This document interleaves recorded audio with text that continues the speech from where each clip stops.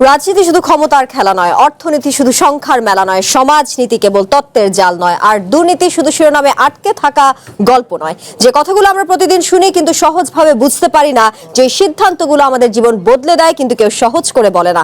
এখানে আমরা চেষ্টা করব জটিল কথাকে সহজ ভাষায় ব্যাখ্যা করতে, অস্পষ্ট বিষয়কে স্পষ্ট করে তুলে ধরতে। এখানে কথা হবে সহজে, প্রশ্ন হবে সোজা সাপটা, যেন আপনি সহজে বুঝতে পারেন, ভাবতে পারেন এবং সঠিক সিদ্ধান্ত নিতে পারেন।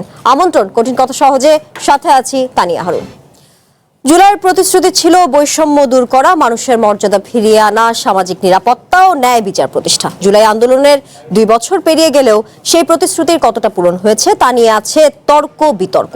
মানুষের আকাঙ্ক্ষা ছিল অর্থনীতি, রাজনীতি ও সংস্কৃতিতে বড় ধরনের পরিবর্তন আসবে। সেই আকাঙ্ক্ষা কতখানি বাস্তবায়ন হয়েছে? যেই নারীরা জুলাই আন্দোলনের সামনে থেকে নেতৃত্ব দিয়েছেন, অন্তর্বর্তীকালীন সরকারের সময়ে তাদের অবস্থান কোথায় ছিল, এখনই বা কোথায় আছে? বাক স্বাধীনতার পক্ষে মানুষ সোচ্চার হয়েছিল, তা কি ফিরে এসেছে? যা কিছু সংস্কার হবার কথা ছিল তা কি হয়েছে? জুলাই অভ্যুত্থান আমাদেরকে কি দিয়েছে, কি দেওয়ার কথা ছিল, আর কি বা বাকি আছে? এসব নিয়ে আজকের কঠিন কথা সহজে। আজকে আমাদের সাথে স্টুডিওতে উপস্থিত আছেন বিএনপির মনোনীত সংসদ সদস্য ডাক্তার সানসিলা জেবরিন প্রিয়াঙ্কা, আছেন জাতীয় নাগরিক পার্টির যুগ্ম আহ্বায়ক মনিরা শারমিন, এবং আছেন জাহাঙ্গীরনগর বিশ্ববিদ্যালয়ের শিক্ষক অধ্যাপক ডক্টর রেজওয়ানা করিম স্নিগ্ধা। আপনাদের তিনজনকে আমন্ত্রণ আজকের কঠিন কথা সহজের এই আয়োজনে।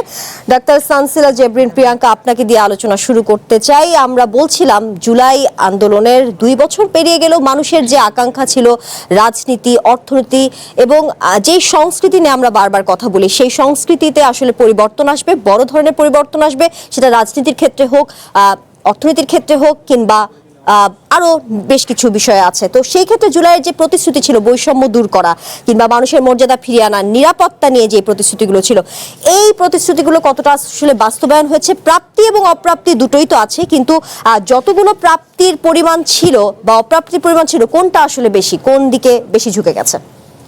ধন্যবাদ আপনাকে। আমার দুজন সহ আলোচক সহ যারা দেখছেন সকলকে শুভেচ্ছা, আসসালামু আলাইকুম। প্রথমত হচ্ছে যে জুলাই আন্দোলনের যে পদযাত্রা শুরু হয়েছিল সেটা কিন্তু শুধুমাত্র রাজনৈতিক পট পরিবর্তনের জন্য নয়।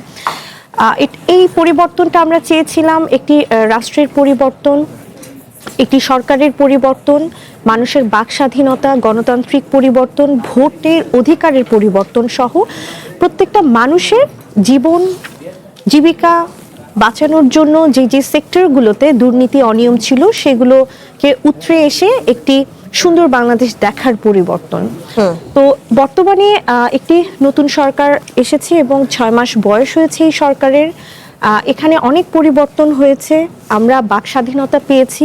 এখানে চাইলেই বিরোধী দল যে কোনো ধরনের মানে সমালোচনা করতে পারে, আলোচনা করে সমালোচনার মধ্য দিয়ে যাচ্ছে এবং আমরা মনে করি যে আলোচনা সমালোচনার মাধ্যমেই সরকার তার সঠিক পথে চলতে পারবে এবং সেই লক্ষ্যেই আগাচ্ছে। আর আমি যদি বলি বৈষম্যর কথা, বৈষম্য আসলে একদিনে পরিবর্তন করা সম্ভব না। বৈষম্য পরিবর্তনের জন্য আমাদের একটা সময় দরকার। আমাদের বর্তমান আমরা বাংলাদেশের যেই 17 বছরের যে ধ্বংসস্তূপ একটা ভাসমান বাংলাদেশের মধ্যে অবস্থান করছি, সেই ভাসমান বাংলাদেশে বর্তমান সরকার রান করে যাচ্ছে, যেখানে অসম্ভব লোনের মধ্যে দিয়ে যাচ্ছে দেশটা এবং বিগত সরকারে রেখে যাওয়া লোনগুলো কিন্তু আমরা গত 2 বছরে মানে ইন্টারিম সরকারের আমলেও কিন্তু সেই লোনগুলো পরিশোধ করা হয়নি। যে লোনগুলোর পুরো বোঝাটা কিন্তু বর্তমান সরকারের উপরেই বর্তাচ্ছে। একই সাথে বিভিন্ন সেক্টরে দীর্ঘ 17 বছরে রেখে যাওয়া যে জঞ্জালগুলো ছিল সেগুলো কিন্তু রয়ে গেছে।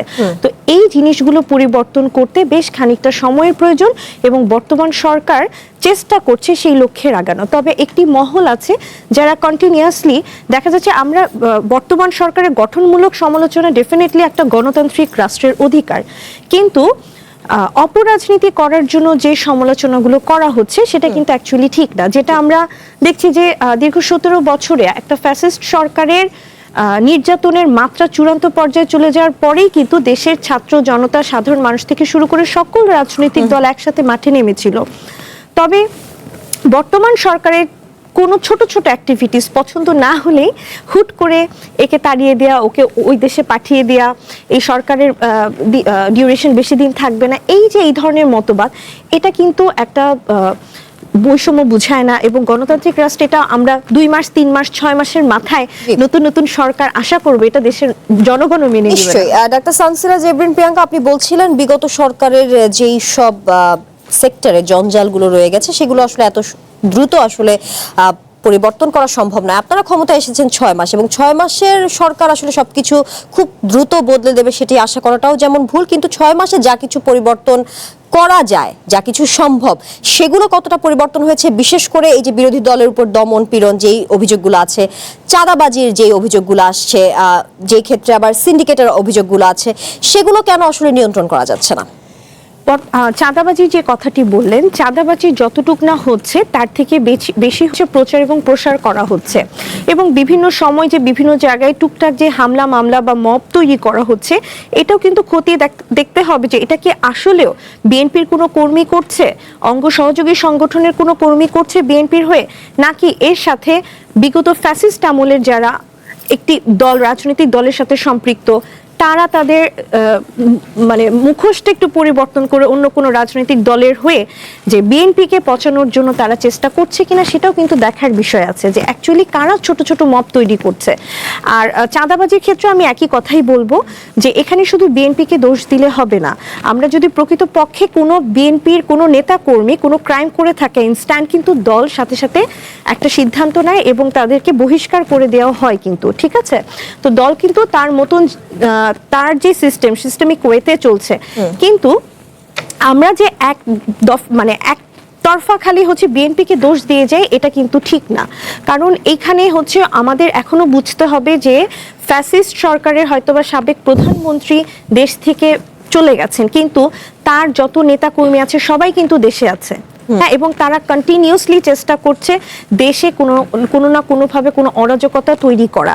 হ্যাঁ, এবং এই অরাজকতা যেন সৃষ্টি না হয়, এই লক্ষ্যে কিন্তু বিএনপি থেকে শুরু করে বিরোধী দল থেকে শুরু করে সকলের একজোট হয়ে কাজ করা উচিত। কিন্তু আমরা দেখতে পাচ্ছি যখনই একটি মহল অরাজকতা তৈরি করছে, তখনই জামাত এবং এনসিপি তাদের পক্ষ নিয়ে বিএনপিকে দোষারোপ করার চেষ্টা করছে।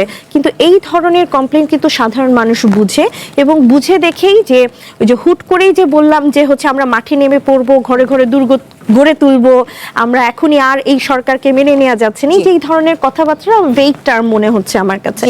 ডাক্তার সানসিরা জেবরিন প্রিয়াঙ্কা, চাঁদাবাজি নিয়ে যেহেতু কথা বলছিলাম, আইন ও সালিশ কেন্দ্র বলছে চলতি বছর মে মাস পর্যন্ত 5 মাসে সারা দেশে 347 রাজনৈতিক সহিংসতার ঘটনা ঘটেছে, এবং এর মধ্যে অভ্যন্তরীণ কোন্দলের ঘটনায় সবচেয়ে বেশি 79টি, এমনটা বলা হচ্ছে।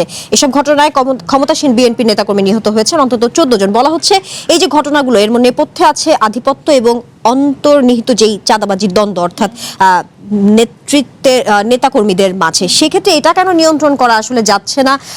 তৃণমূলের নেতাকর্মীদের কেন নিয়ন্ত্রণ করা যাচ্ছে না? এই বিষয়ে আপনার কাছে আসবো। তার আগে মনিরা শারমিন, আপনার কাছে আসতে চাই। শুরুতেই জুলাই আন্দোলনের সময় সংস্কার, বিচার এবং নির্বাচন, এই 3টি কথা বলা হয়েছিল।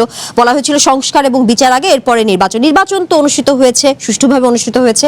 বিচার ও সংস্কারের এই মুহূর্তে কি অবস্থা দেখছেন? দৃশ্যমান অগ্রগতি কতটা দেখেছেন? ধন্যবাদ। যারা দেখছেন তাদের শুভেচ্ছা, এবং আমার সম্মানিত সহ আলোচক যারা উপস্থিত আছেন তাদের শুভেচ্ছা। বিচারের ক্ষেত্রে আমরা তো রিসেন্টলি যেটা দেখছি যে শেখ হাসিনাকে দেশে ফিরিয়ে আনার ক্ষেত্রে এক ধরনের কথাবার্তা যেটা চলছে, এবং আমাদের তো ভারতের সাথে একটা প্রত্যর্পণ চুক্তি আছে, অপরাধী প্রত্যর্পণ চুক্তি আছে, এবং সেটার ক্ষেত্রে আমার কাছে মনে হয়েছে যে সরকারের পক্ষ থেকে এইবার এই দীনেশ ত্রিবেদীর সাথে যখন বৈঠক হলো, সেখানে একটা স্পষ্ট বার্তা দেয়া চেষ্টা করা হয়েছে অন্তত, এবং সেই ক্ষেত্রে আমরা এটা এখন আশা করি আর কি যে শেখ হাসিনাকে আসলে কিভাবে করে ফিরিয়ে আনা হবে, সেই ক্ষেত্রে সরকার একটা কঠোর একটা স্টেপ নিবে।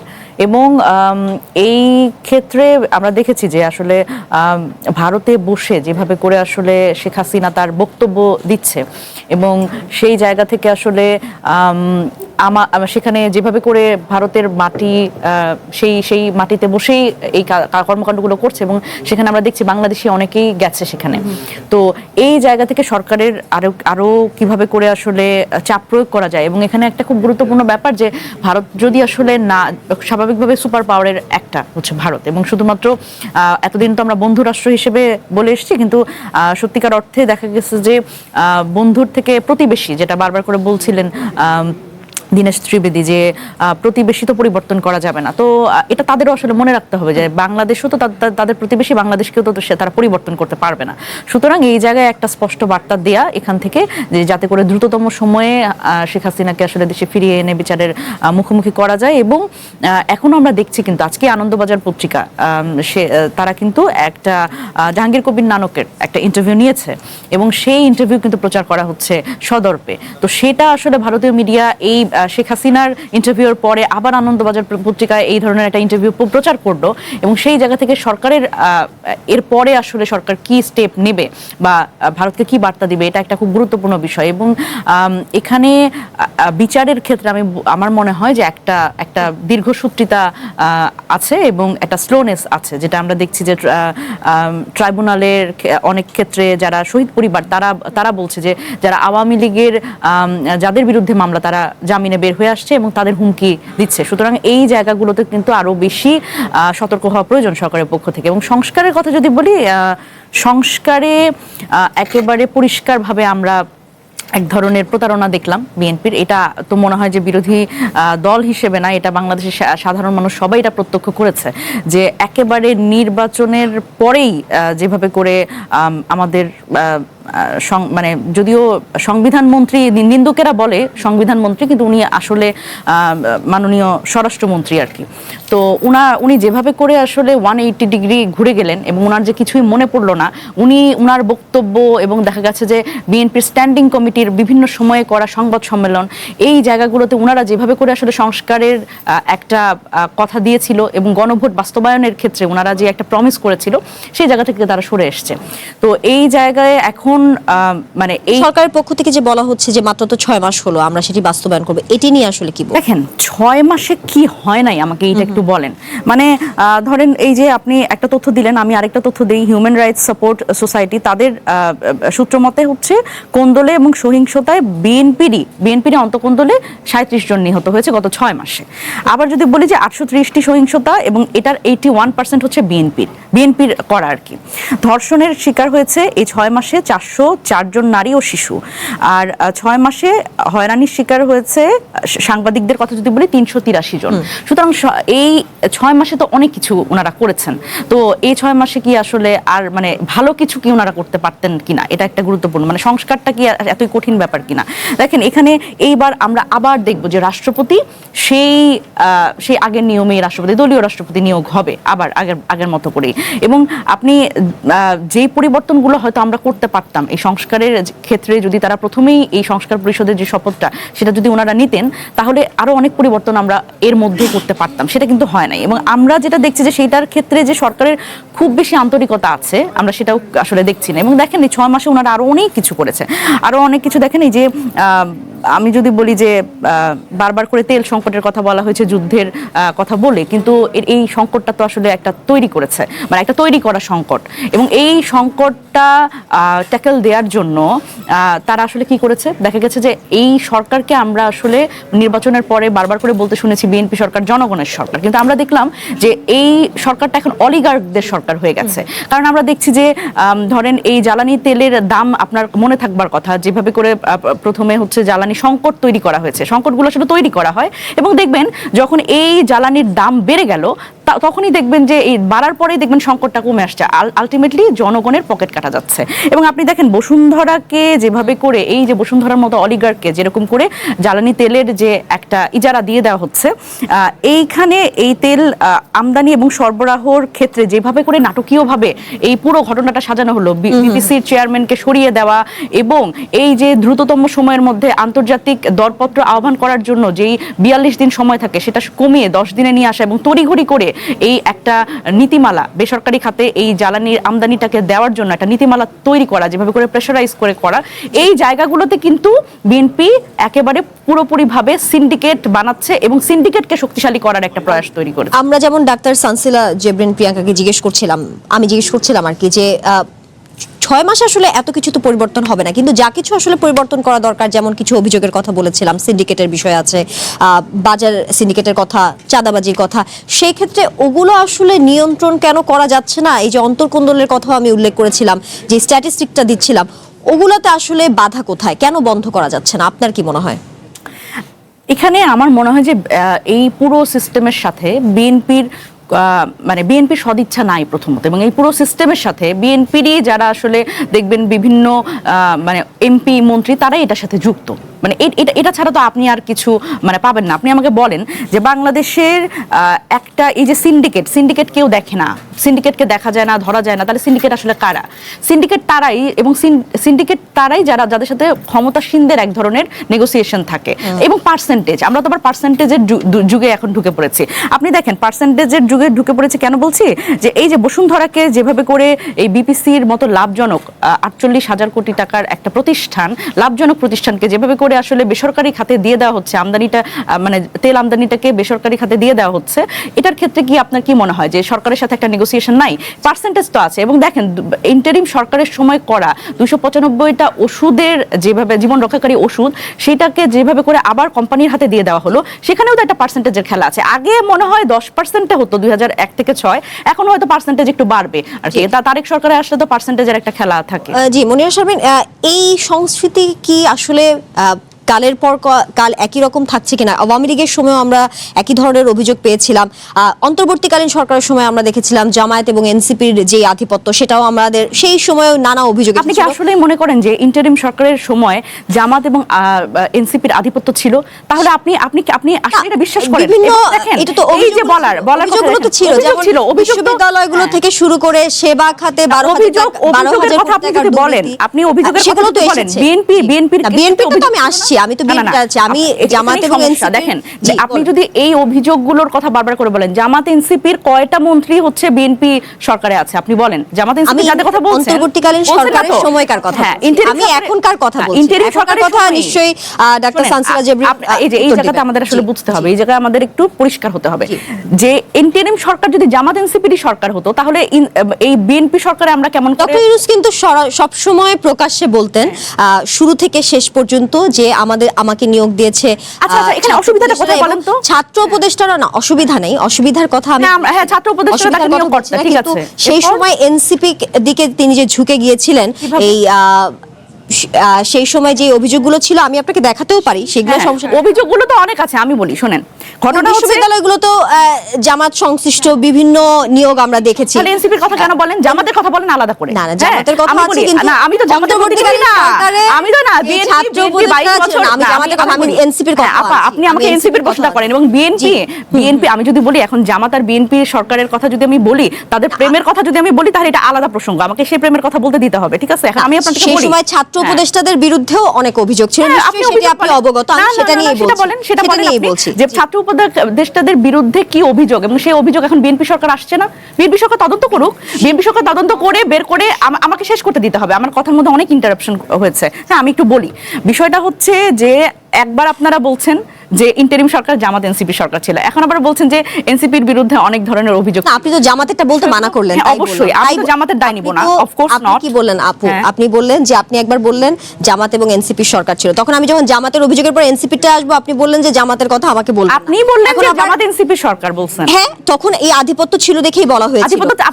আপনি এটা তো অভিযোগ আকারে ছিল, এটা অভিযোগ। আমরা তো নিয়োগগুলো দেখেছি জামাতের এবং এনসিপির ছাত্র উপদেষ্টা ছিল, সেইখানে সেই এনসিপির কয়জন ছিল আমাকে বলেন? এনসিপির কয়জন ছিল? প্রধানমন্ত্রী তারেক রহমানের সঙ্গে কয়জন ছিল? বা ঢাকা বিশ্ববিদ্যালয়গুলোতে ভিসি নিয়োগের ক্ষেত্রে এনসিপির কয়জন ভিসি ছিল? আচ্ছা ভিসিটা আমি জামাতের কোন জায়গায় বাংলাদেশে যে প্রশাসনিক কাঠামো প্রশাসনে তখন এনসিপি দল আকারে এসেছিল, ওই সময় এসেছিল। আমি এনসিপির যে আধিপত্যের কথা আপনি ইন্টারিম সরকার, আধিপত্যটা কোন জায়গায়? বিশ্ববিদ্যালয়গুলোতে। আমি আপনাকে একটু পরিষ্কার করি আপা, একটু শোনেন। সেটা হচ্ছে যে এই সাংবিধানিক প্রতিষ্ঠানগুলোতে নিয়োগ, তারপরে বিশ্ববিদ্যালয় নিয়োগের কথাটা বাদ দিয়ে আমি যদি আরেকটা কথাই এই না, বাদ দিবেন সমসাময়িক- কেন? আমারটা না, না, শেষ না, করতে নিয়োগের দেন। কথাটা তো আপনি জামাতের কথা বলছেন, আমি ওটা বাদই দিলাম, যেহেতু জামাতের কথা আমার বলা যায় না। আমি এনসিপিটায় আসছি, মানে ইন্টারিম সরকারের উপর কিভাবে প্রভাব ছিল জি, এটা? আমি আপনাকে আরেকটা উদাহরণ দিই। সেটি হচ্ছে প্রধানমন্ত্রী তারেক রহমান কিছুদিন আগে একজন উপদেষ্টার সঙ্গে সাক্ষাৎ করেছিলেন, যেটি গণমাধ্যমেও এসেছিলেন। নাম প্রকাশে অনিচ্ছুক সেই উপদেষ্টা বলেছেন যে আমরা যখন ক্ষমতায় ছিলাম আমরা আতঙ্কের মধ্যে ছিলাম। ছাত্র উপদেষ্টাদের কথা তিনি বলেছেন যে তাদের জন্য আমরা তাদের নিয়ন্ত্রণে থাকতে হয়েছে, আতঙ্কের বিশ্ব একটা এখন সংখ্যার কথা বলছেন। উপদেষ্টা তো সেটাও বলেন, সেটা আমি এটা বলছি। প্রধানমন্ত্রী তারেক রহমান আমি বলেছেন, বলছি। আমার বক্তব্য হ্যাঁ, সেটি প্রধানমন্ত্রী তারেক রহমান অনেক কিছু বলেছে। আবার ইন্টারিম সরকারকে আমরা এটাও দেখেছি লন্ডনে গিয়ে ট্রফি দিয়ে আসতে দেখেছি। এটা আবার সংসদে দাঁড়িয়ে বিএনপির একজন এমপি বলেছেন।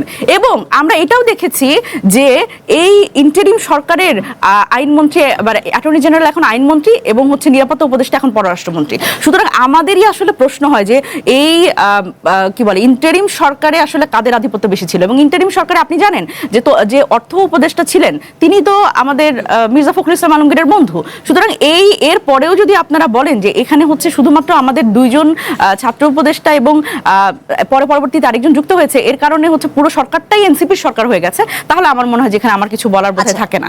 তখন আরো বেশ কিভাবে কন্ট্রোল করতে কিচেন ক্যাবিনেট বলে যে একটা জায়গা ছিল, একটা কথা এসেছিল, আপনার খেয়াল আছে এরকম উপদেষ্টাও কিন্তু ভিতর থেকে বলেছে যে কিচেন ক্যাবিনেটেও কিন্তু ছাত্র উপদেষ্টা কেউ ছিল না, কারণ কিচেন ক্যাবিনেটেই নাকি সব কিছু নিয়ন্ত্রণ হতো এবং সব সিদ্ধান্ত হতো। সুতরাং দেখেন আমি এইটাতে বলাতে কোনো অসুবিধা মনে করি না যে যখন ডক্টর মোহাম্মদ ইউনূস বলেন যে ছাত্ররা আমার নিয়োগকর্তা, অবশ্যই, কারণ ওই সময় আপনি বলেন যে ডক্টর মোহাম্মদ ইউনূস ছাড়া আর কে ওই সময় দায়িত্ব নেওয়ার মতো যোগ্য ছিল, কারণ কাউকেই তো সাধারণ জনগণ সেভাবে করে আস্থা সেটাও বলেছেন যে আমি চাই নাহিদ ইসলাম পরবর্তীতে প্রধানমন্ত্রী হন। এই ধরনের অনেক বক্তব্য আছে। বিএনপি কিংবা জামাতের পক্ষ থেকে আসতো তখন কি জামাত এবং বিএনপির দিকেও একই তীর? আমি একটু বলি, না জানতে চাচ্ছি। হ্যাঁ, আপনাকে আমি জানাচ্ছি। সেটা হচ্ছে দেখেন যে জামাত এবং বিএনপি দুইটা পুরনো রাজনৈতিক দল। আমাদের এই ছাত্রদের এই ছাত্র জনতার এই গণ অভ্যুত্থানের পরে আমাদের কিন্তু এই প্রথমবারের মতো সবসময় কি আমরা দেখেছি ছাত্ররা হচ্ছে আন্দোলন করেছে, রক্তপাত হয়েছে, ছাত্ররা জীবন দিয়েছে, ছাত্ররা ঘরে চলে গেছে, কিন্তু এই প্রথমবারের মতো এই তরুণরা রাজনৈতিক যে হিস্সাটা সেটা দাবি করেছে এবং আমরা একটা রাজনৈতিক দল গঠন করেছি এবং এটা কিন্তু কারো পছন্দ হয় নাই এবং কোনো রাজনৈতিক দল এটা চায় নাই যে আমরা আসলে এই রাজনৈতিকভাবে অবতীর্ণ হই। এখন এর ফলে যেটা হয়েছে সেটা হচ্ছে যে ওই সময় যখনই ডক্টর মোহাম্মদ ইউনূস আমাদের বলেছে বা আমাদের একটা বড় স্টেক হোল্ডার হিসেবে দেখেছে, কারণ ছাত্র জনতার গণ অভ্যুত্থান থেকে যারা লিডিং এ ছিল তারা সরকারে ছিল। এই গুরুত্বটা যদি আপনারা বলেন যে এখানে আসলে ফুল কন্ট্রোল ছিল, আমার মনে হয় এর থেকে হতাশা। আমি এই প্রসঙ্গে আপনার কাছে আবার আসবো, উত্তরটা নিব আপনার। অধ্যাপক ডক্টর রেজওয়ানা করিম স্নিগ্ধা, অভ্যুত্থানের পর গুম খুন বিহীন বা চাঁদাবাজ দুর্নীতিমুক্ত নিরাপদ যেই সমাজ প্রতিষ্ঠার প্রতিশ্রুতির কথা বলছিলাম, সেটি আমরা কেন পারলাম না প্রতিষ্ঠা করতে? অভ্যুত্থানের সময় একটি সমাজ প্রতিষ্ঠা করতে আসলে কত সময় লাগে? আপনাদেরকে অনেক ধন্যবাদ। আমাদের এখানে প্রথমবারের মতো আমি একজন ইসের সাথে আপনার সাথে মনে আজকে প্রথম বসা হয়েছে এবং মনিরা শারমিন। অভ্যুত্থানের সবচেয়ে ভালো দিক হচ্ছে এটা যে আমরা মনিরা শারমিনের মতো এরকম দৃঢ়তার সাথে এই যে আপনার সাথে যে সে ইটা করলো, এই যে মনিরা শারমিনকে পাওয়া, এটা হচ্ছে অভ্যুত্থানের সবচেয়ে গণ অভ্যুত্থানের সুন্দর দিক, ঠিক আছে? কিন্তু এরপরে সম্ভবত সুন্দর দিকটা এতটুকু থাকার কথা ছিল না, আরো অনেক অনেক কিছু থাকার কথা ছিল। সেই অনেক অনেক জায়গাগুলা থেকে ধরেন এই মুহূর্তে এই যে আপনাদের টিভি চ্যানেল 1, ঠিক আছে, সেই চ্যানেল 1টা যেভাবে বন্ধ হয়ে গিয়েছিল এবং আবার যখন সে শুরু হতে পারে, এটা অভ্যুত্থানের একটা ভালো দিক। অর্থাৎ গণতান্ত্রিক চর্চা, প্র্যাকটিস, অন্যায়ের যেটাই করা হয়েছে সেটা ভালো দিক। কিন্তু প্রশ্ন হচ্ছে যে এইটুকুর জন্য অভ্যুত্থান ছিল কিনা। হ্যাঁ, এখন মনে করেন আমরা যতটা চাঁদাবাজি নিয়ে অভ্যুত্থানের পরে আমরা মববাজি দেখেছি। চাঁদাবাজের জায়গায় শুধু চাঁদাবাজ না, এখন বলতে পারেন আগে কি ছিল না, ছিল হয়তোবা, কিন্তু ঠিক যেভাবে আতঙ্কগ্রস্ত হওয়ার কথা সেটার মাত্রাটা অনেক ভয়ঙ্কর ভাবে দেখেছি আমরা। গুম খুনের কথা যেরকম শুনেছি, কিন্তু জননিরাপত্তা বলেন, ইভেন আপনার ডাটা, আপনাকে আমি একটা নর্মাল কথা বলি, 2024 সালে বাংলাদেশের 24 সালের আগে 23 সাল থেকে, হ্যাঁ 23-এ ছিল আপনার নারী রেপ ভিকটিমের সংখ্যা ছিল 401, 2024-এ সেটি ছিল 516, 2026-এ সেটি 25-এ সেটি 749। ঠিক আছে, 26 যেহেতু এখনো শেষ হয় নাই, কাজে আমরা এখনো এই পুরো ডাটাটা দিতে পারবো না। তাহলে এই যে এইটা বাড়লো কেন? এটা কি অভ্যুত্থানের স্পিরিট ছিল? উত্তর হচ্ছে না। উত্তর হচ্ছে না। অভ্যুত্থানের স্পিরিট কি এরকম ছিল যে যে কোনো মানুষ তার জানমালের দাবি মানুষের, ধরেন আমি আপনাকে একটা কথা বলি, এই মুহূর্তে কতগুলো কারখানা বন্ধ আছে আপনি যদি একটু খোঁজ নেন, এবং এই কারখানাগুলো কেন বন্ধ হয়েছে সেই খোঁজটাতে যদি আমরা যাই, তাহলে আমরা কি দেখতে পারবো? আপনি এখানে পলিটিক্যাল দ্বন্দ্বই কি শুধু দ্বন্দ্বের কারণ? এখানে কি শুধুমাত্র বিএনপি? তো ডেফিনেটলি বিএনপির উপরে এই অভিযোগ আছে এবং বিএনপির মাননীয় সংসদ আছে। বিএনপির মাননীয় সংসদের বিরুদ্ধে যেরকম মানে বিএনপি দলের বিরুদ্ধে যেরকম আপনার চাঁদাবাজির কথা বারবার থেকে বলা হচ্ছে, এবং সেটা কিন্তু এখন না, আমি যদি ভুল না করি অভ্যুত্থানের পরবর্তী সময় থেকে বলা হচ্ছে, কিন্তু এই চাঁদাবাজির গ্রুপে তো এখন অনেকগুলো পক্ষ, তাদের ক্ষেত্রে কি কি ব্যবস্থা নেওয়া হয়েছে? এটা একটা প্রশ্ন আসতে পারে না? সে বিষয়ে কি কোনো আলাপ হয়েছে? আচ্ছা, আমরা কিরকম দেখেছি যে থানা যখন আপনারই করা হয়েছে 24-এর পরবর্তীতে, থানা ভাঙচুর করছেন আপনি, থানা থেকে যে অস্ত্রগুলো গিয়েছিল সেই অস্ত্রগুলা কোথায়? এবং সেই অস্ত্রগুলো যারা ওই থানাতে ভাঙচুর করেছিল তাদের কি ইন্ডিপেন্ডেন্টলি দিয়ে দেওয়া হয়নি? আমার প্রশ্ন হচ্ছে, কেন আমি 25-এ এসে এই কাজটা করব? 24-এ আমি সব মানলাম, সব কিছু এভরিথিং, বাট 25-এ এসে আমি এগুলো কেন করেছি? এই বিষয়গুলো কি সামনে এসেছে? এটা কি অভ্যুত্থানের স্পিরিট ছিল? উত্তর হচ্ছে না। অভ্যুত্থানের স্পিরিট ছিল কি মানুষকে পুড়িয়ে মারা? অভ্যুত্থানের স্পিরিট ছিল কি এই লিটন দাস, হ্যাঁ, অথবা আপনার ওই যে পীরকে, অথবা এই যে কয়েকদিন আগে মোহাম্মদপুরে, ইভেন এই গভর্নমেন্ট আসার পরেও কুষ্টিয়াতে মোহাম্মদপুরের মাঝারে আক্রমণ, এগুলো তো অভ্যুত্থানের স্পিরিট, বা গণতান্ত্রিক সরকার আসার পরে তো এই স্পিরিট আসার কথা না। তাহলে অভ্যুত্থানের স্পিরিট কি এটা ছিল যে আমার বিচার বিভাগ দলীয়করণ হয়ে যাবে, আমার বিচার বিভাগ দলীয়করণ হবে, এটা কি অভ্যুত্থানের স্পিরিট ছিল? উত্তর হচ্ছে না। অভ্যুত্থানের স্পিরিট কি এটা ছিল যে কেবল এবং কেবলমাত্র, মানে এটা কি ভাবা যে, আপনি কি এটা শুনিনি, আমি আপনাদের কথা শুনছিলাম, আপনি এটা তো নিউজ এসেছে যে ইন্টারিম গভর্নমেন্ট থাকার কালীন সময়ে আপনার 1971 সালের বাংলাদেশ জামাতে ইসলামকে তার ঐতিহাসিক দায় থেকে মুক্তি দেওয়ার কথা আলোচনায় নিয়ে আসা হয়েছিল। এটা কি অভ্যুত্থানের স্পিরিট ছিল কিনা? এই আলাপ ওখানে গেল কি করে? জি, এই যে স্পিরিটের কথা বলছেন, এইগুলা নিয়ে কোনো প্রশ্ন উঠেছে? ইন্টারিমের আমলে আপনার কতগুলো সংস্কার কমিশন ঘটেছে আপনি আমাকে বলেন। এবার আমাকে বলেন, এই যে সংসদ হয়েছে, সংসদের মধ্যে এতগুলো সংস্কার কমিশনের মধ্যে কোন একটা সংস্কার কমিশনের সংস্কার নিয়ে আলাপ হয়েছে? ডক্টর রেজওয়ানা করিম স্নিগ্ধা, এই বিষয়ে আপনার কাছে বিরতি থেকে ফিরে আপনার কাছে আবার আসবো। নারীরা জুলাই আন্দোলনে তাদের ভূমিকা নিয়ে, এখন যে জুলুম নিপীড়নের শিকার হচ্ছে সেগুলো নিয়ে আপনার কাছে বিরতির পর আসছে। একটি বিরতি নিয়ে ফিরছে, সময় হলো ছোট্ট একটি বিরতির, সঙ্গে থাকুন। বাংলাদেশে এলো এই প্রথম টাচলেস আরএকে সেন্সেশন ওয়াটার ক্লোজেট।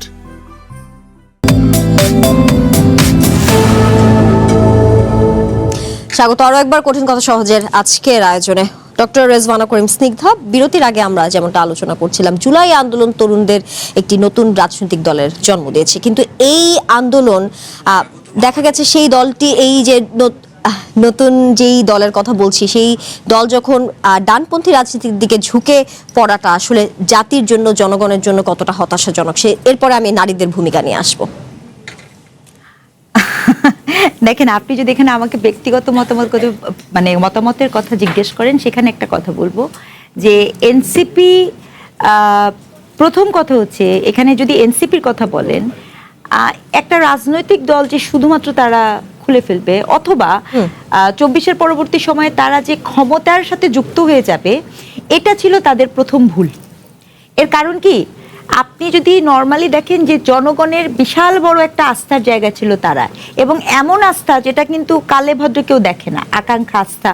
ভুল কেন বলবো, এখন যে প্রশ্নগুলো উত্থাপন হচ্ছে, ধরেন বাই ডিফল্ট ইন্টারিমের ব্যর্থতার দায়ভারটা তার উপর যে পৌঁছাচ্ছে, আবার নেক্সট টাইম মানুষ কবে কখন ওনাদের ডাকে সাড়া দিবে সেটা নিয়ে একটা দায়বদ্ধতা এসে পড়ছে, এবং এই পুরো দেখা গেছে যে অনেকের অনেক দায়, যেখানেই যাহা কিছু হয়েছে সেই সকল দায়টা কিন্তু বাই ডিফল্ট তার ঘাড়ে এসে পড়েছে, ভাইরাস সে কিন্তু অফিসিয়ালি ফর্মালি ওইভাবে ক্ষমতার মধ্যেও ছিল না।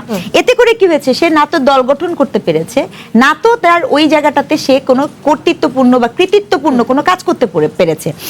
এর মধ্যে আবার সে নির্বাচনী সময়কালীন সময়ে আসনের কারণে হোক আর যে কোনো কারণেই হোক, সে এমন একটি দলের সাথে যে জোটবদ্ধ হয়েছে, যেই জোটবদ্ধ হওয়াটা আপনার এমন একটি দল যে দলের একটি হিস্টোরিক্যাল দায় আছে ভীষণ রকমের, এবং এটা রিমাইন্ডফুল করে দিয়েছে এই আওয়ামী লীগকেও।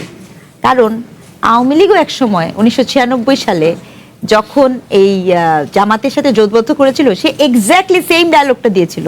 ডায়লগটা ছিল যে আমরা কৌশলী হয়েছি, হ্যাঁ, আমরা আসন সমঝোতা করেছি, আমরা এখানে আসলে মতাদর্শিক অবস্থানে যাইনি। তাদের কথার প্যাটার্নটা একই রকম ছিল। আবার আপনি যদি বিএনপির কেসও দেখেন, ঐতিহাসিকভাবে বিএনপির সাথে তো জামাতের সম্পর্ক ভাই অনেক অনেক ভালো। তো এই যে ব্যাপারটা, এটা তো বাংলাদেশের নতুন যে রাজনৈতিক দল, তার কাছ থেকে তো আমরা তো এটা চাইনি। অর্থাৎ আওয়ামী লীগ এবং বিএনপির যে প্রেম এবং প্রণয়ের সম্পর্ক জামাত ইসলামের সাথে ছিল, সেই একই প্রেম এবং প্রণয় নতুন একটি দল এনসিপি সেও যে দেখাবে, সেটা তো সাধারণ মানুষের প্রত্যাশার মধ্যে থাকলো না। এক। দুই নাম্বার, আপনি দেখবেন এনসিপির প্রার্থী যেহেতু এখানে এনসিপির প্রতিনিধি আছে, ধরেন মাহমুদা মিতু, ঠিক আছে, আমি ওনার নামটা নিচ্ছি, অথবা মনে করেন এনসিপির প্রার্থী মাহমুদা মিতুর কথা বলি, তিনি যখন প্রার্থিতা হিসেবে করছেন, তখন গণমাধ্যমে দেখা যাচ্ছে, এটা কিন্তু গণমাধ্যমের কথা, সেটা দেখা যাচ্ছে তাকে বলা হচ্ছে, উনি বলছেন সৎ লোকের শাসন চাই, এবং এই সৎ লোক বলতে উনি বাংলাদেশ জামাত ইসলামকে ইন্ডিকেট করছেন। আচ্ছা, তার মানে উনি এটা নির্বাচনী প্রচারণা হতেই পারে, নির্বাচনী প্রচারণার সময় আপনি বলেছেন, কিন্তু এর পরবর্তীতে যখন অনেক অনেক কিছু বের হচ্ছে, তখন সেটার কি কোনো ব্যাখ্যা তিনি দিয়েছেন?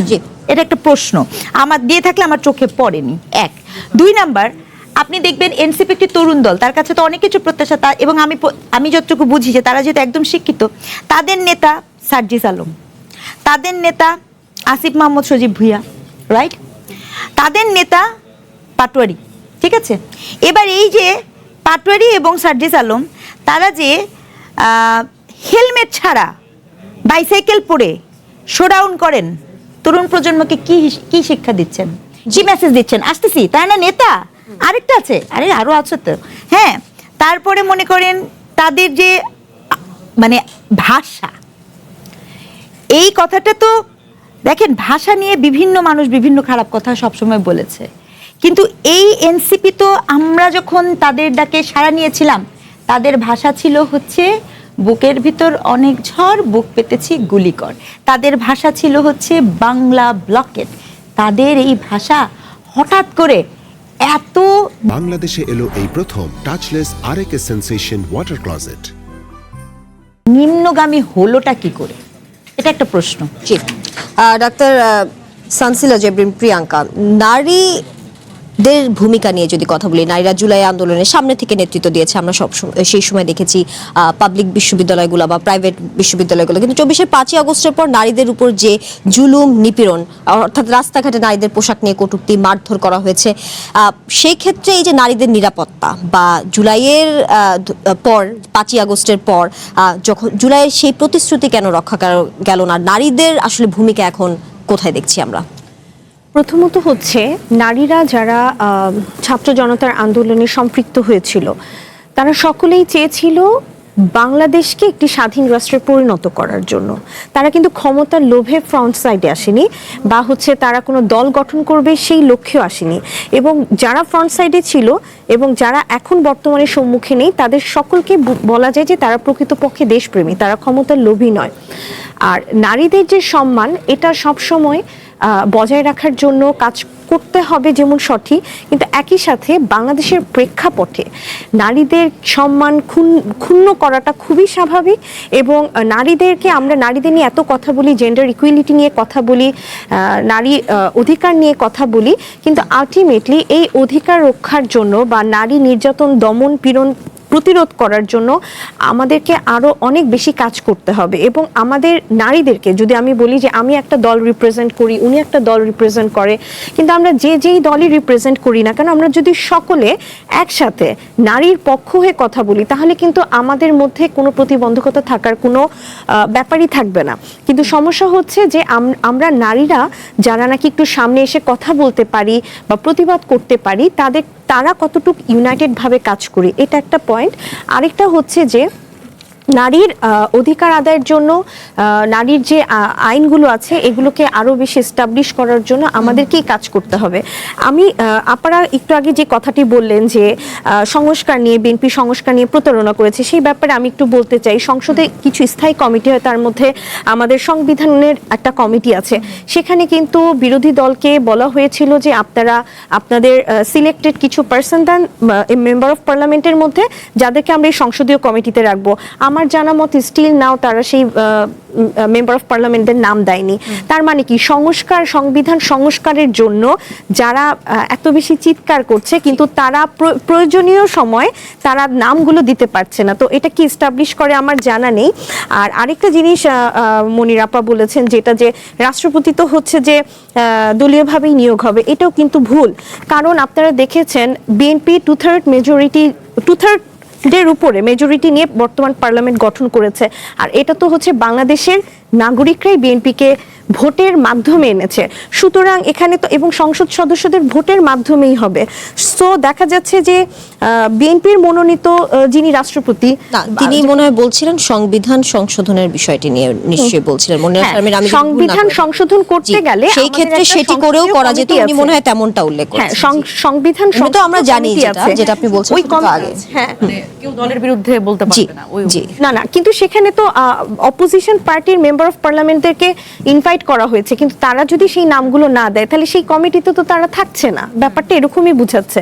তো এখানে তো তাদের গুরুত্ব দিতে হবে এবং সংবিধান সংশোধনীয় সংস্কারের কমিটিগুলোতে তো পার্টিসিপেট করতে হবে। তখন তারা যদি কিছু বলে এবং সেটা যদি না গ্রান্টেড হয়, তখন যে একটা কথা বলা যায়। কিন্তু আমরা প্রতিনিয়ত দোষ দিচ্ছি, কিন্তু প্রকৃতপক্ষে এই দোষগুলোর পিছনে কোনো ব্যাকগ্রাউন্ড দেখতে পাচ্ছি না, তাহলে তো হলো না। যেমন সেদিন একটা টক শোতে গেলাম, সেখানে এনসিপিরই এক মেম্বার অফ পার্লামেন্ট বললেন যে হচ্ছে না, ওই যে জুলাই স্মৃতি জাদুঘর তো হচ্ছে না। কিন্তু সেখানে মাননীয় প্রধানমন্ত্রী সেকেন্ড অধিবেশনে অলরেডি বলে দিয়েছেন 5ই অগস্ট এটা ওপেনিং সেরিমনি হবে। তাহলে যেখানে বলে দেয় তারপরেও যদি কমপ্লেইনগুলো আসে, তাহলে এটা একদমই হচ্ছে যে মুখস্থ কিছু গদবাঁধা কথার মতন কমপ্লেইন করে যায়, সেটাই হয়। আমি আরেকটু সময় নিব আপা। কৃত্রিম জ্বালানি সংকট নিয়ে যেটা বলা হলো, এটা তো হচ্ছে একটা ইন্টারন্যাশনাল জ্বালানির যে আমদানি রপ্তানির একটা ব্যাপার থাকে, এবং আমার হচ্ছে মধ্যপ্রাচ্যের ভূ রাজনৈতিক অস্থিরতা আছে, এটা তো আমরা অস্বীকার করতে পারি না। যার কারণে জ্বালানি সেক্টরের দাম বেড়ে যাবে, এটাই স্বাভাবিক। তো এই জায়গাগুলোতে যদি আমরা বারবার কমপ্লেইন করি, জিনিসটা ভালো দেখায় না। আর বিচার বিভাগ কিন্তু এখন সম্পূর্ণ স্বাধীনভাবেই কাজ করছে। আর যেই কলকারখানাগুলো বন্ধ থাকার কথা বলা হলো, স্টিল বর্তমান সরকার কিন্তু অলরেডি 3টা পাটকল চালু করার জন্য চুক্তি নিয়োগ করেছে। তো এই জিনিসগুলো কিন্তু আমাদেরকে প্রশংসার জায়গায় বলতে হবে। আর এনসিপি বারবার গণ অভ্যুত্থানের কথা বলে, হ্যাঁ গণ অভ্যুত্থান তারা করেছে, হ্যাঁ ঠিক আছে, সকল রাজনৈতিক দল মিলে করেছে। বিএনপির প্রচুর নেতাকর্মী এখানে কিন্তু শহীদ হয়েছে, নিহত হয়েছে, অনেকে ইনজুর্ড হয়েছে, বিকলাঙ্গ হয়েছে। কিন্তু এই গণ অভ্যুত্থানটা 17 বছর গণ অভ্যুত্থান ছিল, কিন্তু বারবার 2 মাস 3 মাস 6 মাস পর পর যদি এক একটা অভ্যুত্থানের কথা বলা হয়, সাধারণ মানুষ কিন্তু সেটা পাত্তা দিবে না। আপা যেটা বললেন যে এনসিপি আসলে নেতৃবৃন্দের, আমার কাছে মনে হয় যে আসলে তারা তো ইয়াং জেনারেশন রিপ্রেজেন্ট করে সকলে। তো আমার মনে হয় তাদের ভাষা যদি আরেকটু নিট অ্যান্ড ক্লিন হয়, এটা ইয়াং জেনারেশনটাও কিন্তু হচ্ছে। সেক্ষেত্রে আপনি যার কথা বলছেন নিশ্চয়ই নাসিরউদ্দিন পাটোয়ারির কথা বলছেন। তিনি কিন্তু বলেছেন তিনি আর কথা বলবেন না, সেক্ষেত্রে তিনি কিন্তু পরিষ্কার বলে দিয়েছেন। আমার মনে হয় তারপরে আর কথা বলেননি। মনিরা শারমিন, আপনার কাছে আসতে চাই। নারী নিপীড়নের অনেক যেই কটূক্তি, মারধর বা তাদের উপর যে জুলুমগুলা করা হয়, অর্থাৎ আমরা এমনও দেখেছি দারিদ্রতার একটা সুযোগ ব্যবহার করে চাকরির প্রলোভন দেখিয়েও নারীদের নিপীড়ন করা হয়। সম্প্রতি সাতক্ষীরার জামায়াতের এমপির ক্ষেত্রেও আমরা তেমনটা দেখেছি। সেই ক্ষেত্রে এই পরিস্থিতি থেকে আমরা কেন বের হতে পারছি না? আর আরেকটি প্রসঙ্গ যদি লাস্ট পার্ট থেকে আমি একটু বলতে চাই, সেটি হচ্ছে আপনাদেরই একজন কর্মী বলেছিলেন, উমামা ফাতেমা, তিনি বলেছিলেন যে জুলাইকে আসলে টাকা বানানোর মেশিন হিসেবে বানানো হচ্ছে। তো আপনাদের নেতাকর্মীর বিরুদ্ধেই তিনি এই অভিযোগটি করেছিলেন। যখন এনসিপি প্রতিষ্ঠিত হওয়ার পরেও আপনি নিশ্চয়ই শুনেছেন, তখন তিনি দল থেকে বেরিয়ে এসেছিলেন। সেই ক্ষেত্রে তার বিষয়টা কি বলবেন? জি, ফাতেমা কখনো দলে ছিল না। উমামা ফাতেমা বৈষম্য বিরোধী ছাত্র আন্দোলনে ছিল, আপনাদেরই তো একজন ছিল। আমাদের একজন বলতে সবাই তো আমাদের। মানে ছাত্র জনতার আপনাদের সাথে সংশ্লিষ্টতা ছিল না আমাদের সাথে আপনারা যখন আমাদের সাথে বৈষম্য বিরোধী ছাত্র আন্দোলনে মানে এখানে ছাত্র দল, ছাত্র শিবির এবং সে হচ্ছে বামপন্থী ছাত্র ফেডারেশন থেকে সে প্রতিনিধিত্ব হিসেবে আমাদের সাথে ছিল এবং পরবর্তীতে আমরা যখন দল করি তখন কিন্তু মানে সে আসেনি আর কি। হ্যাঁ, সুতরাং এনসিপিতে সে ছিল না। প্রথমত আমরা নারী নিপীড়ন নিয়ে যেটা আপনি জিজ্ঞেস করলেন সেটা হচ্ছে যে আমরা এখানে সবচেয়ে বড় অসুবিধা, আমরা এখনো কোনো বিচারিক জায়গা থেকে কোনো প্রেসিডেন্ট সেট করতে পারি নাই। আর যখন আসলে এই ধরনের নিপীড়ন বলেন, ধর্ষণ বলেন, এই জায়গাগুলোতে বিচার নিশ্চিত না হবে ততক্ষণ পর্যন্ত আসলে এই জায়গাগুলোতে আমরা সেভাবে করে কোনো পরিবর্তন দেখতে পাবো না। এবং এইটা আসলে অনেক ক্ষেত্রে আমরা কথা বলছিলাম যে অনেক ক্ষেত্রে যেই ধর্ষণ বা নারী নিপীড়নের যেই ব্যাপারগুলো সামনে আসে, যে ঘটনাগুলো সামনে আসে, এরকম সামনে না আসার অনেক ঘটনা আছে যেটা রিপোর্টেডই হয় না। এবং এই ঘটনাগুলো যখন ঘটার পরে যে আইনি প্রক্রিয়া, সেখানে আসলে একজন নারী কতটুকু নিরাপদ বোধ করে এটা একটা বড় প্রশ্ন। কারণ তাকে পুলিশ কেস ফাইল করতে এবং পুরো আইনি প্রক্রিয়াটাতে তার জানা বোঝার একটা ব্যাপার আছে। এবং এখানে আমরা আসলে রাষ্ট্রের পক্ষ থেকে বা সরকারের পক্ষ থেকে আমরা কতটা এই সাপোর্টটা বা এই প্রক্রিয়াটাকে সহজীকরণ করেছি। কারণ আপনি দেখেন বাংলাদেশের মানুষ দুইটা জিনিস ভয় পায়, একটা হচ্ছে পুলিশ, একটা হচ্ছে আদালত, আইন আদালত। এই দুইটা খুব কঠিন মনে করে, কারণ এই জায়গাগুলোতে তারা হয়রানির শিকার হয়, তারা সঠিক বিচারটা পায় না। এবং এই জায়গাগুলোতে মানে একেবারে সাধারণ মানুষ হলে তাদের দেখা যায় যে মামা চাচা না থাকলে, আসলে প্রভাব প্রতিপত্তি না থাকলে, ক্ষমতার ব্যবহার যদি না থাকে তার সেই জায়গাটা, তাহলে সে আসলে বিচার পায় না। এই ধরনের একটা কিন্তু মনস্তত্ত্ব আমাদের মধ্যে আছে যে আমি বিচার পাবো না। তো সেই জায়গা থেকেও এই ধরনের ঘটনাগুলো যখন ঘটে তখন কিন্তু মানুষ স্বাভাবিকভাবেই আসলে এটা চিন্তা করে যে এটা আসলে আমার হয়রানি হবে এবং আমি এই জায়গাগুলোতে গিয়ে আসলে আমার বিচারটা পাবো কিনা, তার থেকে আসলে অনেক ক্ষেত্রে এই জায়গাগুলোতে তারা অভিযোগই করে না। জি, আমরা আবার বিচারের একটা খুব গুরুত্বপূর্ণ জায়গা আছে। জি, আমরা সংসদ কমিশন সেগুলো নিয়ে কথা বলবো, আবারও আলোচনায় ফিরবো। একটি বিরতি, ছোট্ট একটি বিরতির সঙ্গে থাকো। বাংলাদেশে এলো এই প্রথম টাচলেস আরএকে সেন্সেশন ওয়াটার ক্লজেট। স্বাগত আরো একবার কঠিন কথা সহজের আজকের আয়োজনে। মনিরা শারমিন, জুলাই আন্দোলনে মানুষ আপনাদেরকে সমর্থন দিয়েছিল, জনগণ সবাই সমর্থন দিয়েছিল। সেই ক্ষেত্রে আপনাদের প্রতি মানুষের যেই প্রত্যাশা ছিল যে আপনারা দেশের পুরনো যে রাজনৈতিক সংস্কৃতি আমরা দেখেছি সেটি পরিবর্তন করবেন, এখন এই সংস্কৃতি পরিবর্তন কতটা হলো বা কতটা হয়নি তার দায় কার? আমরা যতদূর জানি সব রাজনৈতিক দলগুলোরও নিশ্চয়ই একটি সদিচ্ছা থাকার প্রয়োজন। সেই সদিচ্ছা কতটুকু ছিল আপনাদের পক্ষ থেকে, সেই দায় ছিল কিনা, বা অন্যান্য রাজনৈতিক দলের দায় নিয়েও আপনার কাছে জানতে চাই। দেখেন, প্রথমত এই যে ছাত্র জনতার গণ অভ্যুত্থানের পরে যে সরকারটা, ইন্টারিম সরকারটা গঠন করা হলো, সেই সরকারে বারবার করে বলা হয় যে এটা আসলে আমাদের যারা ছাত্র প্রতিনিধি ছিল তাদের যাওয়াটা ভুল। হ্যাঁ, তো এইখানে যদি আমাদের এই ছাত্র জনতার গণ অভ্যুত্থান থেকে এই লিডারশিপের রিপ্রেজেন্টেটিভ সেখানে না থাকতো, তাহলে এটা মানে সেই সময়কার বাস্তবতা যে সরকারটার লেজিটিমেসি থাকে না। তো এই যখন এই আলোচনাগুলো হয়েছে বিভিন্ন পার্টির সাথে বসে এবং সেনাপ্রধান সহ যখন আসিফ নজরুল স্যার ছিল, তখন কিন্তু এই ব্যাপারটা হয়েছিল যে এই সরকারটাকে লেজিটিমাইজ করার জন্য আমাদের পক্ষ থেকে যাতে প্রতিনিধি থাকে, এটা একটা ব্যাপার। তো সেই জায়গা থেকে আমি বারবার করে একটা কথা বলি যে এই যে তরুণরা রাজনীতিতে আসুক, এটা কোনোভাবেই আসলে কোনো রাজনৈতিক দল চায় নাই। এখন এইখানে আপনি যদি বলেন যে দেখেন তরুণদের যদি আপনি রাজনীতিতে ওয়েলকাম না করেন, এই ওয়েলকামিং মেন্টালিটি যদি না থাকে পুরনো রাজনীতিবিদদের, তাহলে কিন্তু তাদের অসুবিধা। এটা কেন? এটা খুব গুরুত্বপূর্ণ কারণ আছে। এই যে অথচ তাদের আরো বেশি ওয়েলকাম করার কথা না, যেহেতু আপনাদের জন্যই গণ অভ্যুত্থানটা হলো, ছাত্র জনতার একটা ভূমিকা ছিল। আমাদের জন্য বলতে ছাত্র জনতার ভূমিকা নিয়ে সেটা হতে পারে যারা সিনিয়র রাজনীতিবিদ তাদের একটা অনেক দীর্ঘ লড়াই সংগ্রামের ইতিহাস আছে, তাদের জেল জুলুম, তাদের গুম খুনের ইতিহাস আছে। তো সেইটাকে আমরা খুবই সম্মান করি। কিন্তু এখানে যে অসুবিধাটা সেটা হচ্ছে যে ধরেন এই যে সিস্টেমটাকে যেভাবে আছে সেভাবে রেখে দেওয়ার যে একটা মেন্টালিটি, এটা কিন্তু তাদের মধ্যে জেকে বসে আছে। সেটার কারণেই কিন্তু আমি যদি বলি এই সংস্কারটা কেন হলো না যখন আমাদের প্রশ্ন করেন, কারণ সংস্কারটা কিন্তু এই কারণেই হয় নাই। এই যে সিস্টেমে যেরকম আছে সেরকম ধরেন আমি এটা আরো কয়েক জায়গায় বলেছি, নারী সংস্কার কমিশনের সুপারিশ নিয়েও আমরা কিছু দেখি না, আবার গণমাধ্যমের সংস্কারের কথাটাও গণমাধ্যমের সংস্কারটা আসেইনি এবং পুলিশ সংস্কার কমিশনটা নিয়ে যখন আমরা আলাপ করেছিলাম, that was the last day যেদিন আমরা হচ্ছে এটা নিয়ে আলাপ করেছিলাম, এবং এটা খুবই তড়িঘড়ি করে শুধুমাত্র এটা আলাপ করার সুযোগ হয়েছিল, কিন্তু অনেক গুরুত্বপূর্ণ কমিশন নিয়ে কিন্তু আলাপ হয় নাই। এখন এখানে দেখেন সিনিয়র রাজনীতিবিদরা কেন চায় না যে আসলে তরুণরা ইয়েতে আসুক, মেইন স্ট্রিমে আসুক, মেইন স্ট্রিম রাজনীতিতে আসুক। এখানে দেখেন নাসিরউদ্দিন পাটোয়ারিকে নিয়ে কিন্তু বলা হয়। আপনি দেখেন নাসিরউদ্দিন পাটোয়ারি আসলে কি বলে, নাসিরউদ্দিন পাটোয়ারি, হ্যাঁ আমি নাসিরউদ্দিন পাটোয়ারি বা এই যে আমাদের বলা হয় বেয়াদবরা আমরা রাজনীতি করতে আসছি, তো এই বেয়াদবের রাজনীতিটা কি জানেন? কারণ এখানে যে আসলে ঋণ খেলাপি তাকে আমরা ঋণ খেলাপি বলি, যে আসলে চাঁদাবাজ তাকে আমরা চাঁদাবাজ বলি, যে মাফিয়া তন্ত্র কায়েম করেছে তাকে আমরা মাফিয়া বলি। এখন এই যে সরাসরি বলবার যে একটা প্রবণতা আমাদের মধ্যে আছে, এটা থাকলে তো আসলে সেই সমঝোতা এবং পার্সেন্টেজের রাজনীতিটা করা যায় না। সরাসরিটা আসলে আরেকটু সাবলীল ভাবেও বলা যায়, যেটি আসলে রাজনৈতিক দলগুলো বলছে। একটা লিস্ট ধরে বলতে পারি যে বিএনপি এবং জামাতের তাদের যে মুখের ভাষা, এখানে আমার এখানে ডট ডট দিয়ে ইউজ করতে হবে, আমি সেটা করতে পারবো না। সুতরাং এখানে যদি ভাষার রাজনীতির কথা বলেন, আমার কাছে মনে হয় যে সেটা রাজনৈতিক ভাষার ক্ষেত্রে মানে যদি আমি বলি মাঠ পর্যায়ে বক্তব্যের ক্ষেত্রে অনেক ধরনের ভাষাই আসলে চলে আসে। ডক্টর রেজওয়ানা করিম স্নিগ্ধা, বৈষম্যমূলক নিপীড়নমূলক হয়ে ওঠা এই রাষ্ট্র ব্যবস্থার একটি আমূল পরিবর্তন চেয়েছিল জনগণ থেকে শুরু করে সকল ক্ষেত্রের নাগরিকরা। জুলাই আন্দোলনের সময় ইনক্লুসিভ বাংলাদেশের কথা বা নতুন বাংলাদেশের কথা আমরা যে শুনেছিলাম, বারবার বলা হয়েছিল, কিন্তু আন্দোলনের বিজয়ের পর আমরা ডানপন্থীদের উল্লম্ফন দেখলাম, মব দেখলাম, যেটি নিয়ে আপনি শুরুতেও বলছিলেন, শিক্ষকদের অপমান করতেও দেখেছি। সেই ক্ষেত্রে এখানে আসলে এই মুহূর্তে বিএনপি সরকারের অবদান কিংবা অন্তর্বর্তীকালীন সরকারের অবদান বা দায় কতটা দেখছেন, সব মিলে আপনার পর্যালোচনা?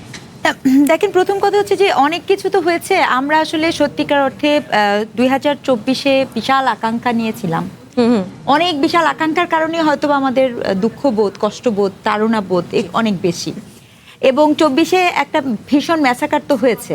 এবং দেখেন বিএনপি যে গভর্নমেন্টটি ফর্ম করেছে তার উপরে যেটা হয়েছে যে শুধুমাত্র এখন ওই 17 বছরে আপনার যে শুধু অর্থনৈতিক ঘাটতি, রেমিটেন্সের মানে যা আমাদের অবস্থা ছিল সেই লাইবিলিটি কিন্তু এসে পড়ে নাই। তার সাথে অন টপ অফ দ্যাট আইন শৃঙ্খলা পরিস্থিতি যেটা কিনা 24-25-এ ফল ডাউন করেছে, সেটাও কিন্তু তার লাইবিলিটিসে পড়েছে। এবং আকাঙ্ক্ষার একটা চাপ কিন্তু বিএনপির উপরেও আছে, এবং আকাঙ্ক্ষার চাপ সামলানো কিন্তু অনেক সোজা, এবং সেই অনুযায়ী বিএনপির উপরে কিন্তু মানুষ ওইভাবে এখন পর্যন্ত আকাঙ্ক্ষার আলোটি দেখতে পাচ্ছে না। জি হ্যাঁ, কিন্তু কেন দেখতে পাচ্ছেন এটা বলার সুযোগ নেই। সানসিরা জেবরিন প্রিয়াঙ্কা, আপনি নিশ্চয়ই সেটার উত্তর দিবেন যে কেন বিএনপির কাছ থেকে আসলে জনগণ সেই আকাঙ্ক্ষা দেখতে পাচ্ছে না। এবং সেই ক্ষেত্রে যেমনটা মনিরা শারমিনকে জিজ্ঞেস করছিলাম, নারী সংস্কার কমিশনের সুপারিশ নিয়ে কিংবা এই যে গণমাধ্যম সংস্কার নিয়েও আসলে কেন আলোচনা হচ্ছে না, যেটি আসলে দরকার। নারীদের ভূমিকা নিয়েও বলছিলাম, নারীদের বিভিন্ন বিষয় নিয়ে বলছিলাম, সেই ক্ষেত্রে কি বলবেন? দেখেন, যেই সংস্কারটা 18 মাসে সম্ভব হয়নি ইন্টারিম গভর্নমেন্টের সময়, সেই সংস্কারটা যদি আমরা এই 6 মাসের মধ্যে সব কিছু পেয়ে যাই, একটা সরকার তো গঠন হয় 5 বছরের জন্য, কিন্তু আমি দেখেছি সরকার গঠনের 1 মাস, 2 মাস, 3 মাস, 5 মাসের মাথায় সব কিছু পেতে চায় সবাই। সেটা তো সম্ভব না, একদিনে সম্ভব না। প্রত্যেকটা সেক্টরে কাজ চলছে। এই দুটো জিনিস নিয়ে কি আলোচনা হয়েছে? এই দুটো জিনিস নিয়ে কথা যদি একটু, সেগুলো দরকার নেই, কিন্তু ধরেন আমরা যখন দেখতে পাচ্ছি চিটাগাংয়ে প্রকাশ্যে একজনকে মারারি দেওয়া হচ্ছে বা ফোন করে বলছে, এইটা তো আপা কোনোভাবে কামনীয় না। এইটা আপনি নিজেই বললেন আপনার উত্তরে যে 18 মাসে যে আইন শৃঙ্খলার অবনতি হয়েছিল, সেই অবনতির গুলোকেও যদি আমি আপরাইজ করতে চাই, সেটা একটা সময় প্রয়োজন। আমাদের থানা ভাঙা ছিল, জেলখানা ভাঙা ছিল, অস্ত্র লুট ছিল, অনেক পুলিশ কর্মকর্তারা এখন পর্যন্ত জয়েন করেনি যারা 24-এর আগে নিয়োগপ্রাপ্ত ছিল। তো তাদেরকে রিক্রুট করা, তাদেরকে বছরও তো অনেকগুলো সহিংসতার ঘটনা হচ্ছে, সহিংসতা ঘটেছে, কিন্তু আমাদের উনি যেগুলো বললেন তার সাথে আমি একটু যুক্ত করলাম। জি, তাহলে আমার আইন শৃঙ্খলা বাহিনীকে তো রিফর্ম করতে হবে, রিকনস্ট্রাক্ট করতে হবে, সেটার জন্য তো একটা রিকভারি টাইম দিতে হবে। এত বড় একটা দেশ, হ্যাঁ, এই 17 বছরে একটা সরকারকে দমানো যায়নি। রাজনৈতিক বিশ্লেষকরাও কিন্তু বলছেন যে বিএনপি আসলে তাদের ইশতেহার থেকে সরে আসার অলরেডি পায়তারা করছে, এমনটাও কিন্তু আমরা শুনতে পেয়েছি। সেটা অবশ্যই না, বিএনপি প্রত্যেকটা সেক্টরে কাজ করছে, এটা একটা সরকার। এখানে যেমন সাধারণ মানুষের কথা চিন্তা করতে হয়, এখানে দেখেন বিএনপি সরকার আসার পর জ্বালানি খাতে প্রবলেম ছিল, ছিল মানে হামে প্রচুর রোগী মারা গেছে, ডেঙ্গুর সামনে একটা সংকট আছে, প্রত্যেকটা সেক্টরে বিএনপিকে দেখতে হয়। কিন্তু এনসিপি জামাত এরা একটা সেক্টর নিয়েই আছে, বা সুশীল সমাজ যদি বলি তাদের সংস্কার লাগবে, তাদের হচ্ছে ওই কি বলে যে সংস্কার দিয়ে তারপর আইন শৃঙ্খলার কথা বলবে, বা কি কি সংস্কার হলো না সেটা নিয়ে তাদের কথা। কিন্তু এখানে যে একটা সরকার পুরো বাংলাদেশের প্রত্যেকটা নাগরিক অধিকার নিয়ে চিন্তা করে, এটা নিয়ে নেয়। বিএনপি যে কত ভালো ভালো কাজ করেছে সেটা নিয়েও তাদের কোনো প্রশংসা নেই। আলোচনা চলমান থাকবে, আমাদের সময় স্বল্পতা শেষ করতে হচ্ছে। আপনাদের তিনজনকে ধন্যবাদ সময় দেওয়ার জন্য। আজকের মতো এখানে শেষ করছি। আমরা চেষ্টা করেছি জটিল বিষয়গুলোকে সহজ করে বলতে, কারণ সুশাসন, সুব্যবস্থা, গণতন্ত্র টিকে থাকে প্রশ্নে, আর পরিবর্তন আসে বোঝাপড়ার সময়। এখন আপনার ভাববার, প্রশ্ন করার। আবারও দেখা হবে। শুভরাত্রি।